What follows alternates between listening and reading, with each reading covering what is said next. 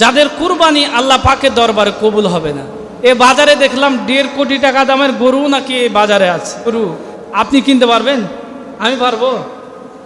তাহলে 1.5 কোটি টাকা দিয়ে যে ব্যক্তি কুরবানির গরু কিনবে, আমার মনে হয় ওরটাই কবুল হবে না। কারণ ওই অবশ্যই দুর্নীতি করে গরু কিনেছে, ঠিক কিনা? একটা মানুষ কয় টাকা ইনকাম করে রে ভাই? প্রধানমন্ত্রী বেতন কত? 1 লাখ টাকা ধরে নিলাম। এখন প্রধানমন্ত্রী 1 লাখ টাকা বেতন পায়, আরও সুযোগ সুবিধা ধরে নিলাম, আরও কিছু আছে। ও যদি 1 কোটি টাকা দামের গরু কিনে, ওই হারাম পয়সা দিয়ে কিনে কোনো লাভ হবে না। ওই পয়সা দিয়ে আপনি যদি কুরবানি করেন, আপনার কুরবানি কবুল হবে না। আল্লাহ বলছেন ফাসল্লি লিরাব্বিকা ওয়ানহার। এখানে আল্লাহ 2টি শব্দ ব্যবহার করেছেন, ফাসল্লি লিরাব্বিকা। আপনার রবের নামে আপনি কি করেন? নামাজ পড়ুন।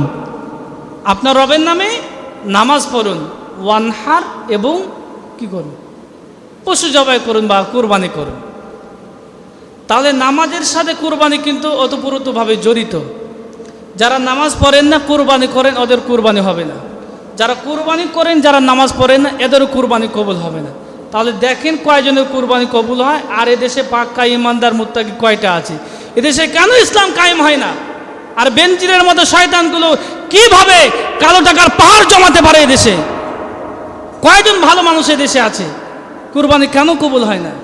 আল্লাহ বলছেন ফাসল্লি লিরাব্বিকা ওয়ানহার। আপনার রবের নামে নামাজ পড়ুন, আর 2 নম্বরে আপনি কুরবানি করুন। নামাজ এবং কুরবানি পাশাপাশি জড়িত। যারা নামাজ পড়বেন না, কুরবানি দেবেন, ওদের কুরবানি কবুল হবে না।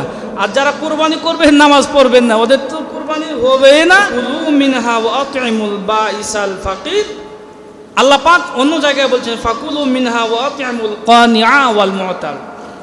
আল্লাহ বলছেন 1 ভাগ তোমার জন্য রাখবে, আর 1 ভাগ কানিআ, যারা চায় না। কানিআ বলা হয় মিসকিন। এমনও মানুষ আছে কুরবানি করতে পারে না, অথচ মানুষের কাছে দাঁড়ে দাঁড়ে চাইতেও পারে না গোস্ত। এদেরকে বলা হয় কানিআ। এদেরকে আপনার খুঁজে খুঁজে কুরবানির গোস্ত দিতে হবে। আর একটা আছে ওয়াল মুতার, যারা ভিক্ষা বৃদ্ধি করে, যা মানুষের দ্বারে দ্বারে চায়, এদেরকে বলা হয় ফকির, যারা কুরবানির গোস্ত চাইতে পারে। তাহলে কয় ভাগ হলো? অটোমেটিক 3 ভাগ হয়েই গেল। আল্লাহ সুবহানাহু ওয়া তাআলা বলছেন লা ইয়ানালাল্লাহু লুহুমুহা ওয়ালা দিমাউহা ওয়ালাকিন ইয়ানালুহুত তাকওয়া মিনকুম। আল্লাহ তো কুরবানির গোস্ত নেন না, রক্ত নেন না, মাংস নেন না, কোনো কিছুই নেন না।